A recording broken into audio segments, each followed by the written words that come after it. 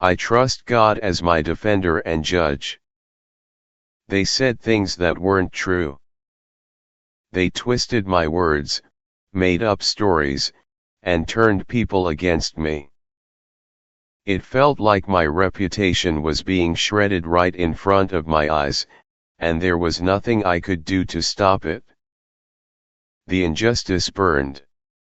I spent countless nights replaying conversations in my head, thinking of the perfect comeback, the undeniable proof, the way I could expose their lies.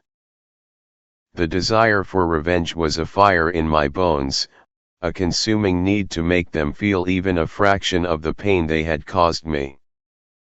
I carried that anger with me everywhere.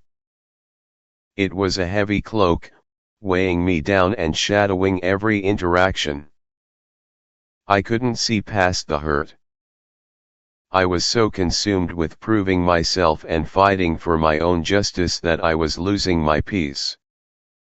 Then, while reading Psalm 7, I heard this still small voice, "Receive the grace to trust God as your defender and judge." It wasn't just a suggestion, it was an invitation.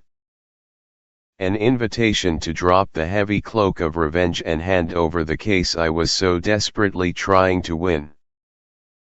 It was a terrifying thought, letting go of control, but also the most liberating one. I realized I was trying to do God's job. I was trying to be my own judge and jury, to carry out my own sentence. But what if I didn't have to? What if there was someone who saw my heart, someone who knew the truth far better than I did, someone who could act on my behalf without the bitterness and rage that clouded my own judgment? So, I did it. I consciously, deliberately, put my case in God's hands. I imagined myself taking that heavy burden and laying it at His feet. The immediate relief was profound. It wasn't that the pain disappeared, but the need to retaliate did. The fire for revenge dwindled to a quiet ember. I started to see the situation not as a battle I had to win, but as a test of my faith. Could I trust that His justice was enough?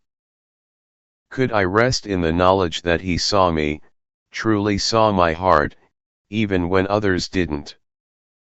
It's a daily practice.